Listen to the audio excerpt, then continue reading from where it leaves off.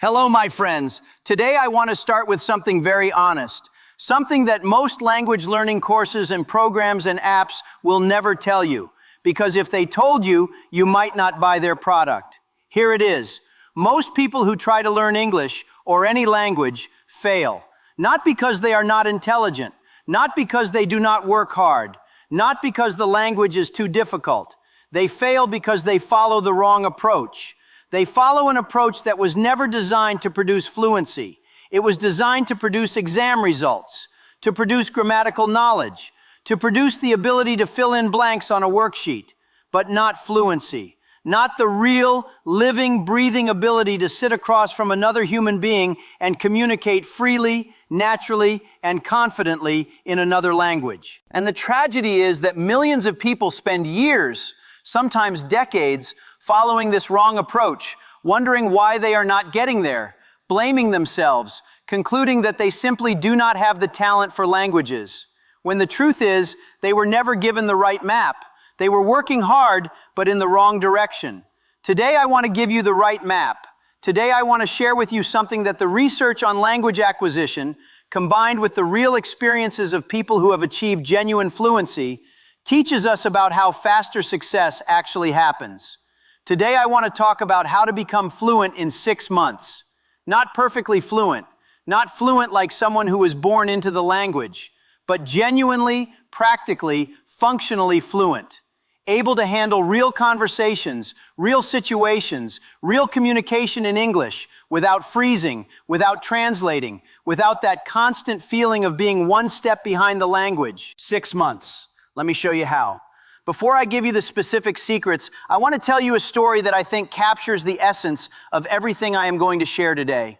There were 2 people who both decided on the same day to become fluent in English. Let us call them Amira and Khalid. Amira went to a bookshop and bought the most comprehensive English grammar textbook she could find. She enrolled in an evening class that met 3 times a week. She bought a vocabulary app and committed to learning 30 new words every day. She worked incredibly hard. She studied every single day. She filled notebook after notebook with grammar rules and vocabulary lists and exercises. Khalid did something different. Khalid found an English speaker willing to have weekly conversations with him. He started watching his favorite television series in English without subtitles. He changed the language on his phone to English. He started thinking out loud to himself in English every morning. He listened to English podcasts about topics he genuinely loved. He spoke imperfectly every single day. At the 3-month mark, Amira could score extremely well on any English grammar test you put in front of her. She could name every tense, explain every rule, identify every error.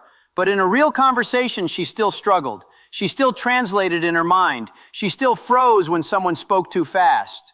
Khalid, at the same 3-month mark, could not always explain why a sentence was right or wrong. He still made grammar mistakes, but he could talk. He could listen. He could laugh and argue and explain and tell stories in English. His English had life in it. By month 6, the gap between them was enormous. Khalid was genuinely fluent, not perfect, but free. Amira was still studying, still preparing, still waiting to feel ready enough to actually speak. This story is not invented. It is the story of thousands and thousands of English learners I have observed over many years. And the difference between Amira and Khalid is not intelligence or talent or dedication. The difference is method. And that is what today is all about. Now, I want to share with you what I call the 5 secrets to faster fluency. These are not tricks. They are not shortcuts in the sense of avoiding hard work. They are insights about how language learning actually works, based on how the human brain actually acquires language, that allow you to work smarter rather than just harder. If you take these 5 secrets seriously and apply them from today, 6 months from now, your English will be in a completely different place than it would be if you continued what you have been doing. I promise you that. So let us go through them one by one. The first secret is this: comprehensible input is your fuel. Everything else is the engine, but this is the fuel. Without it, nothing moves. Let me explain what this means.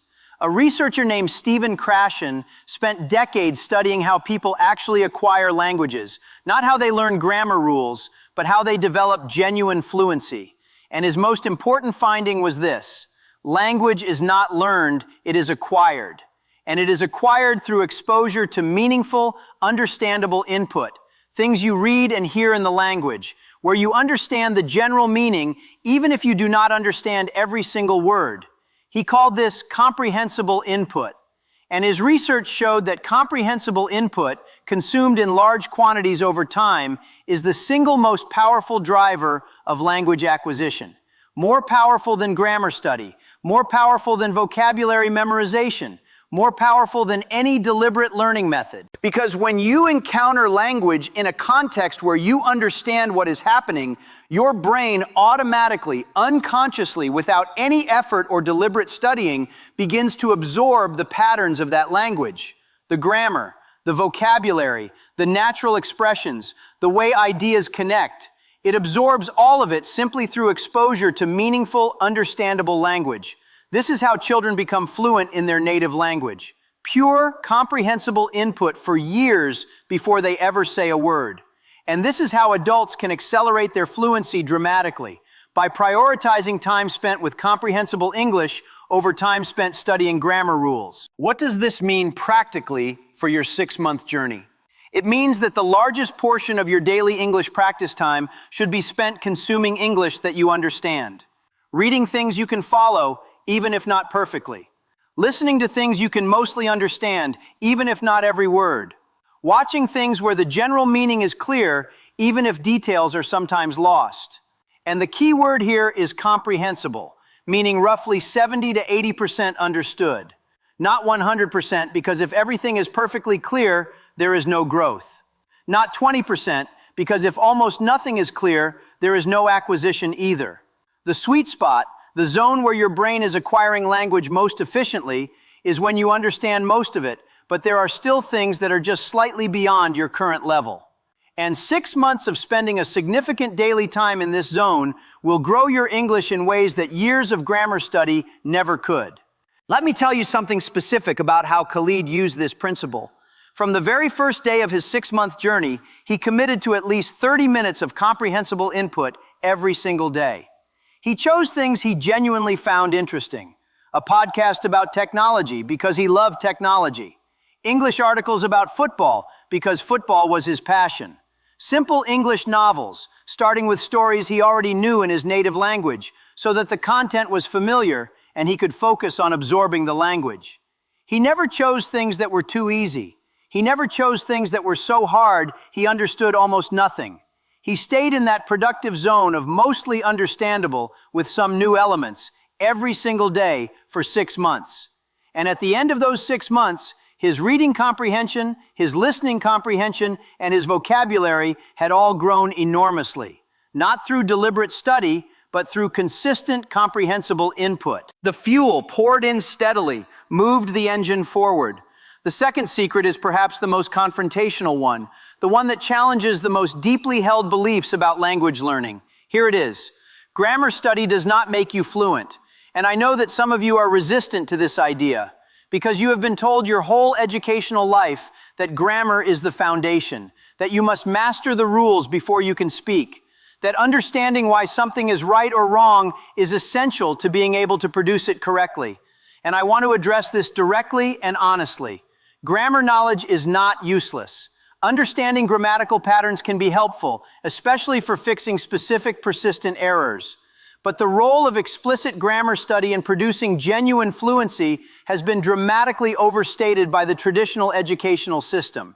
And the reason is this. Fluent speakers, including native speakers, do not consult their grammar knowledge when they speak. They do not think about which tense to use or whether to use a definite or indefinite article while they are in the middle of a conversation. They produce correct grammar automatically, instinctively, because they have heard it correctly so many times that it simply feels right. They have internalized the grammar through exposure, not through studying rules. This does not mean you should never look at grammar. When you notice a specific, recurring error in your own speaking or writing, spending a short time understanding the rule behind that error and then practicing the correct form can be very useful. This is using grammar study as a tool for fixing specific problems. But spending hours studying grammar tables and rules before you have had significant exposure to the language is almost completely ineffective for producing fluency. because knowing a rule intellectually is completely different from being able to apply it automatically in real-time speech. And only the automatic application matters in real communication. So if you are someone who has been spending the majority of your English study time on grammar, I am asking you to make a significant shift. Reduce your grammar study to perhaps 10% of your total practice time. Use it only to fix specific problems you have identified in your own production, and redirect the remaining time to comprehensible input and speaking practice. This shift alone, for many intermediate learners, will produce more progress in 6 months than years of grammar-focused study. The third secret is one that sounds almost too simple to be powerful, but it is one of the secrets that separates people who achieve fluency from people who remain perpetually almost fluent. The secret is this: you must speak from day one. From literally the very first day of your conscious effort to become fluent, you must be producing English with your voice. Not waiting until your grammar is better, not waiting until your vocabulary is larger, not waiting until you feel more confident. From day one. Now, I have already talked in other conversations about why speaking is so important, about how it is a physical skill that must be trained, about how your mouth is a muscle that needs daily exercise. But today I want to add something deeper, something about what speaking does psychologically, not just physically. When you speak from day one, when you commit to producing English, even when it is imperfect, even when it is embarrassing, even when it is slow and halting, you are making a declaration to your own brain and to the world. You are saying, I am someone who speaks English, not someone who is preparing to speak English, not someone who will speak English when they are ready, someone who speaks it now, today, as imperfectly as necessary. And this declaration changes your brain's relationship with the language in a profound way. When you study a language but do not speak it, your brain files it under information, facts about English, interesting material to be learned. But when you speak a language, when you actually produce it with your voice, your brain begins to file it differently. It begins to file it under identity, under who I am, under what I do. And language that is part of your identity is language you will protect, develop, and use. Language that is merely information can be forgotten, avoided, indefinitely postponed. So speaking from day one is not just about building physical fluency. It is about claiming the language as yours. It is about building an English-speaking identity before your brain wants to give you permission to have one. Because permission is something your brain will never freely give. You have to take it. And taking it means opening your mouth and speaking right now, today, imperfectly and bravely and without apology. Let me tell you about what this looked like for Khalid in his first week. He was very much a beginner in terms of his fluency, even though he had studied English for years. On day one, he sat in his room alone, and he described his morning out loud in English for 5 minutes. The sentences were short. The vocabulary was simple. He stopped and started many times. He was not sure half of what he said was grammatically correct, but he spoke. On day 2, he did the same. On day 3, he tried to explain his job in English, again alone, again imperfectly. By day 5, he was already noticing something. It was getting slightly easier, not dramatically, but the words were coming a fraction faster. His mouth was starting to remember. And this early speaking practice, this habit built from day 1, compounded over 6 months into something remarkable. The fourth secret is about something that most language learning programs completely ignore. And yet research consistently shows it is one of the most powerful factors in determining who achieves fluency and who does not. The secret is this: you must have a meaningful reason. Not a general goal of wanting to speak English better, not a vague desire to improve, a specific, deeply personal, emotionally significant reason why English fluency matters to you. And I want to explain why this seemingly psychological principle is actually a practical necessity. Because the path to fluency is long. Even with the best possible approach, even doing everything I described today perfectly, 6 months is a long time. There will be weeks when your progress feels invisible. There will be days when you feel more confused than you did at the beginning. There will be moments when you genuinely wonder if you will ever get there. And in those moments, only one thing will keep you going. A reason that is bigger than the discomfort of the moment. A reason connected to something you care about so deeply that no amount of difficulty can extinguish it. Think about why you really want to become fluent in English. Not the surface reason, not the polite reason you would give if someone asked you casually. The real reason, the one that lives underneath all the practical justifications. Maybe it is because you have a dream of working internationally and you know English is the key that unlocks that door. Maybe it is because you have family in another country and you want to speak to them without barriers. Maybe it is because there is knowledge and beauty in English literature and English science and English conversation that you want to access directly without translation filters that always lose something. Maybe it is because you have felt small and left out in situations where English was the language of communication, and you have decided firmly and permanently that you will never feel that way again. Whatever your real reason is, I want you to find it. Write it down. Put it somewhere you can see it every single day. Because on the days when practice feels hard, that reason is what will keep you sitting down and doing the work. Research on language learners consistently shows that those with strong, personal, emotionally meaningful motivation achieve significantly higher levels of proficiency than those whose motivation is external or vague. Your why is not a nice to have. It is fuel for the entire 6-month journey. And making it explicit, making it visible, making it something you consciously return to when things get difficult is one of the most practical things you can do to increase your chances of success. Khalid's reason was very specific. He had been offered a remarkable opportunity at an international company, a job that would change his life, but the role required excellent spoken English. He had a face-to-face interview in English scheduled for exactly 6 months from when he began his fluency journey. Every single day when he sat down to practice, he thought about that interview. He thought about the life that would open up if he walked into that room confident and fluent. He thought about the disappointment of walking in still stumbling and freezing. That specific, emotionally charged, real stakes reason gave his daily practice a quality of intentionality and commitment that casual desire simply cannot produce. And it carried him through every difficult day, every plateau, every moment of doubt, straight to the other side. Now let me give you the 5th secret. And this one is perhaps the most counterintuitive of all. Because everything in traditional education tells you the opposite of what I am about to say. The 5th secret is this: making mistakes is not a problem to be avoided. It is the mechanism of progress.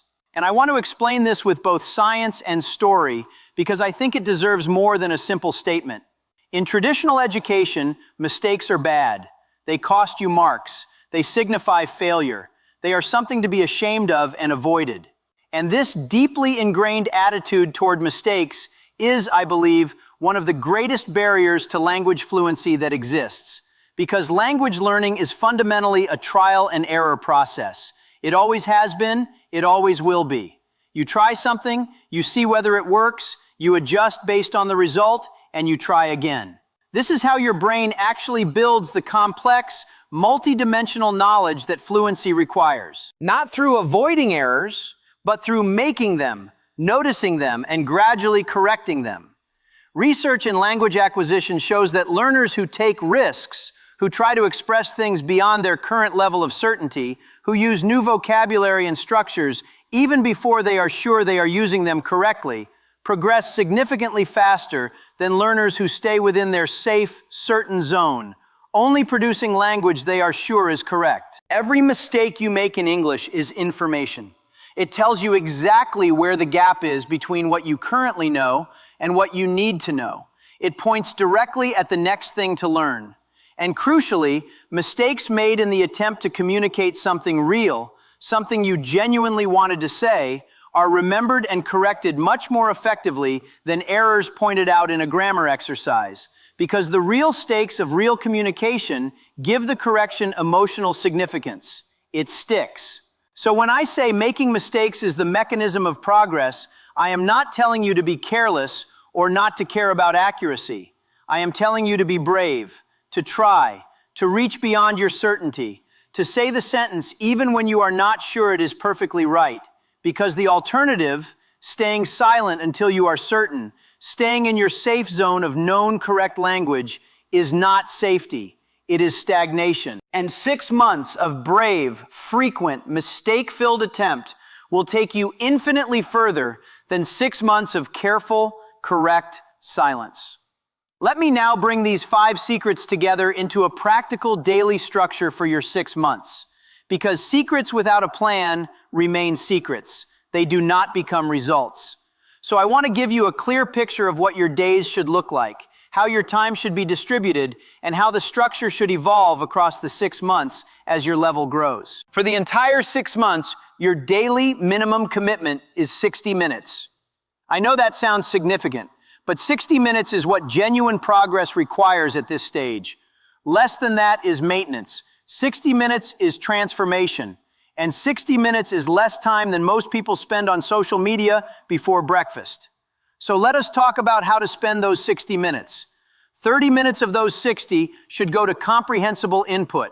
Reading, listening, watching things in English that you mostly understand, in areas that genuinely interest you. This is your fuel, non-negotiable, every single day. The format can vary. Some days it is reading. Some days it is listening to a podcast. Some days it is watching a show you love. But it is always comprehensible, always genuinely interesting to you, and always at least 30 minutes. 20 minutes of your 60 should go to active speaking practice, speaking out loud in English every single day, alone or with others. Narrating, explaining, role-playing, storytelling, whatever keeps you engaged, but speaking with your voice out loud every day. The remaining 10 minutes should go to what I call targeted improvement, specific work on specific weaknesses. Maybe today it is 10 minutes focused on a grammar point that keeps causing you errors. Maybe tomorrow it is 10 minutes of pronunciation work on sounds you consistently mispronounce. Maybe the day after it is 10 minutes reviewing and actively practicing vocabulary from an area you want to expand. The key word is targeted, not general study. Specific work on specific identified gaps. This 60-minute daily structure stays consistent across all 6 months, but the content within it evolves significantly. In months 1 and 2, your comprehensible input should be heavily weighted toward things slightly above your current comfortable level, things that challenge your comprehension gently. Your speaking practice in these early months is mostly solo, focused on building physical fluency and the habit of daily production. Your targeted improvement in these months focuses primarily on the foundational weaknesses you identify in the first diagnostic period I described in our previous discussion. In months 3 and 4, your comprehensible input becomes progressively more complex and authentic. You move toward real English content made for real audiences, not simplified for learners. Your speaking practice in these months starts to include more real conversation with partners, with language exchange, with anyone willing to engage. And your targeted improvement shifts toward the more nuanced aspects of fluency, natural expression, idiomatic language, the specific vocabulary of topics important to your life. In months 5 and 6, your comprehensible input should be genuinely challenging, things at a level that would be genuinely difficult even for someone with many years of English experience. Your speaking practice in these final months is dominated by real conversation, as much of it as you can possibly get. And your targeted improvement focuses on the final polish, the subtle things that separate good from excellent, the nuances of tone and register and appropriateness in different social situations. Let me tell you about something that happens reliably and predictably somewhere between months 3 and 4 for almost everyone who follows this approach with genuine consistency. Something that I want to tell you about now so that when it happens to you, you recognize it and do not panic. It is called the plateau effect, and it feels from the inside like you have stopped improving. Your progress feels invisible. The rapid gains of the early months have slowed down or seemingly stopped. You are working just as hard, spending just as much time, but the improvement you can feel day to day has disappeared. This is one of the most dangerous moments in any language learning journey because it is the moment when most people give up. They interpret the invisible progress as no progress. They conclude the method is not working. They stop. But the plateau effect is not a sign that progress has stopped. It is a sign that progress is happening at a level too deep for daily measurement. Your brain, during a plateau, is doing consolidation work. It is taking all the input and output of the past months and organizing it, connecting it, making it more automatic and more integrated. The visible, surface-level growth has slowed because the invisible, deep-level growth has intensified. And if you continue through the plateau, if you trust the process and keep showing up every single day, what follows the plateau is a breakthrough, a period of suddenly accelerated, very visible improvement that seems to come from nowhere, but actually comes from all that deep, invisible work that happened during the plateau.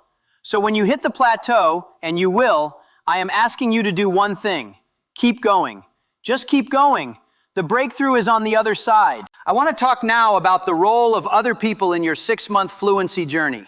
Because while much of what I have described so far involves solo practice, the research and experience of successful language learners is absolutely clear on this point.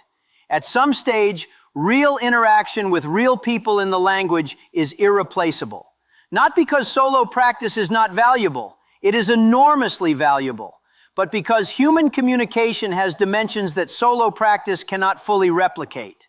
The unpredictability of real conversation, the need to listen and respond simultaneously, the social dynamics of reading another person's reactions and adjusting your communication accordingly, the emotional stakes of actually connecting or failing to connect with another human being through a foreign language. These things are only developed through real interaction, and they are some of the most important aspects of genuine fluency. I recommend that from month 2 onward, you actively seek out at least 2 to 3 real English conversations per week. These do not need to be with native speakers. Research actually shows that interacting with other non-native speakers is extremely valuable, perhaps more valuable in some ways than always speaking with natives, because non-native speakers tend to communicate more slowly, to repair misunderstandings more explicitly, and to create a less threatening environment for risk-taking.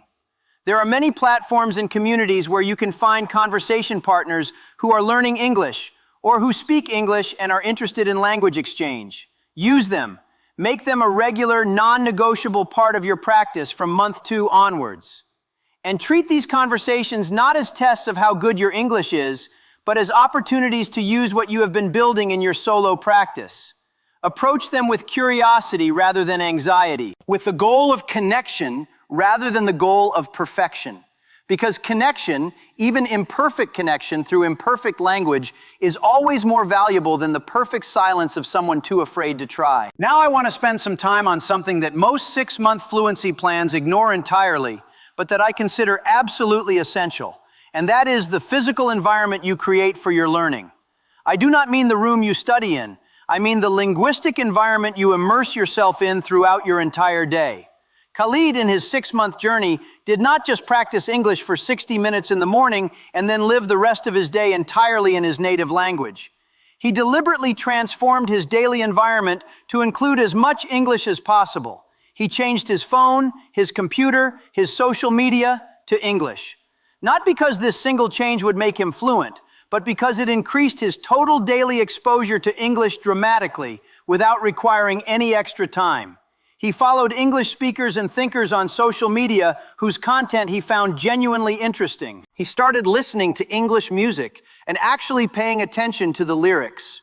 He replaced some of his native language entertainment, not all of it, but some, with English entertainment on topics he loved. The goal of all of this was not to cut off his native language. The goal was to make English a constant presence in his daily environment, rather than something he visited only during study sessions.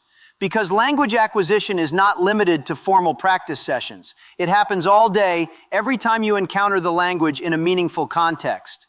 And by making English present in more contexts throughout his day, Khalid was dramatically increasing his total comprehensible input, far beyond the 30 daily minutes of his formal practice, without adding any significant burden to his schedule. He was acquiring English while commuting, while cooking, while exercising, while scrolling through his phone, simply by having made the choice to make English part of his daily environment.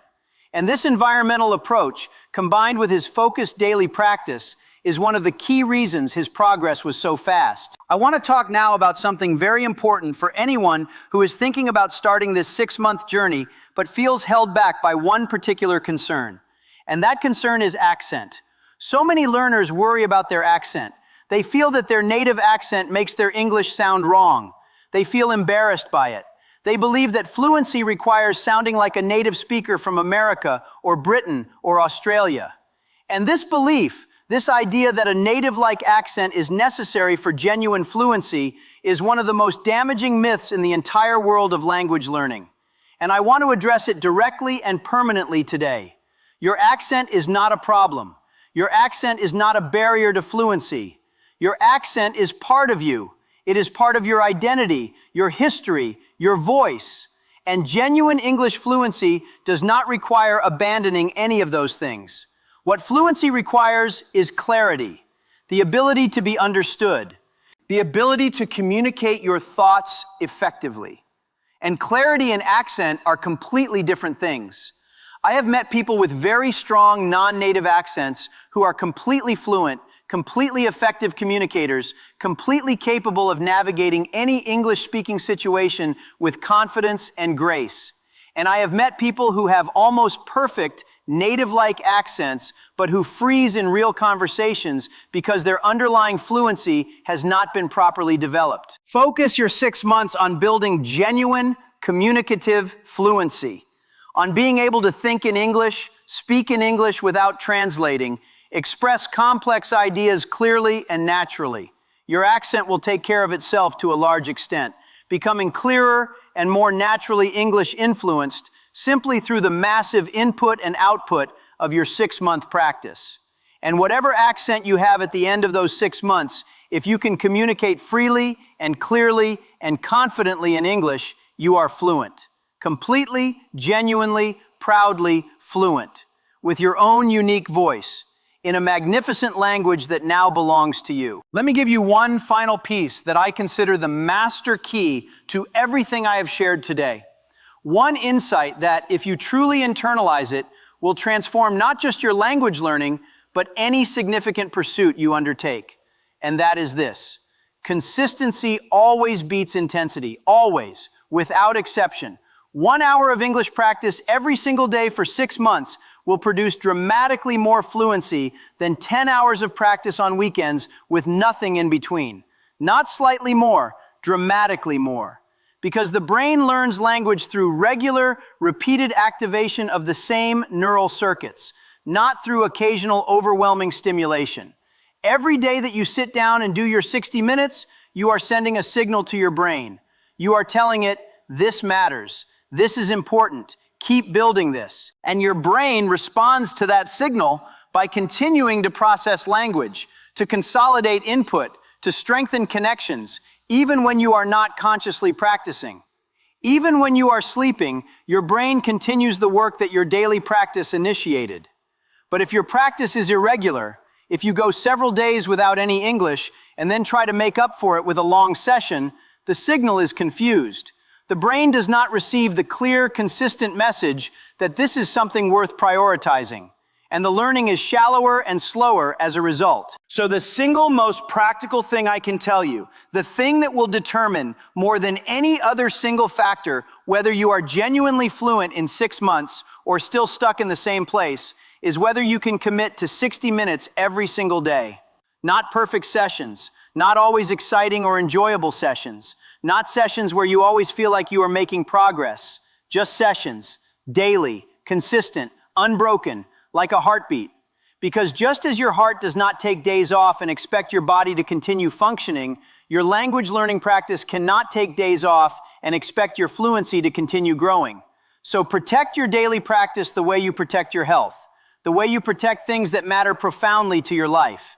Because 6 months from now, the English that practice produces will open doors, create connections, and expand your world in ways that will matter profoundly to your life. Let me end today by painting you a picture of where you will be if you follow everything I have shared today 6 months from now.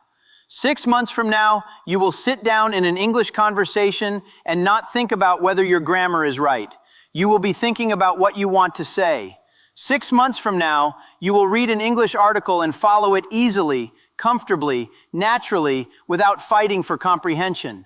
6 months from now, you will watch English content and understand not just the words, but the humor, the tone, the cultural references, the things between the lines. 6 months from now, you will express a complex idea, an opinion you feel strongly about, a memory that matters to you, a plan that excites you, in English, with all its full nuance and feeling intact. 6 months from now, English will not feel like a second language you are performing. It will feel like a second home you are living in. That is where you are going. That is what is waiting for you at the end of 6 months of daily, consistent, courageous, comprehensible input, brave speaking, and deep personal motivation. The only question that remains is whether you will begin. And I have one more thing to say about that. Starting is always the hardest part, not because the first step is the most difficult step objectively, but because the first step is the one that requires a decision. All the other steps after it are simply continuations of something already in motion. But the first step requires you to choose to believe this is possible for you, to choose to begin before you feel ready, to choose to commit 6 months of real daily effort to something that genuinely matters to you. That choice is available to you right now, not tomorrow, not after you think about it more. Right now, today, in this moment, make the choice, begin the journey, and 6 months from now, look back at today as the day everything changed, because it can be. It absolutely can be, if you decide it will be. Thank you, my friends, for being here with me today. Go now, begin. The fluency you want is not a dream. It is a 6-month daily practice away, and it starts today. I will see you in the next one.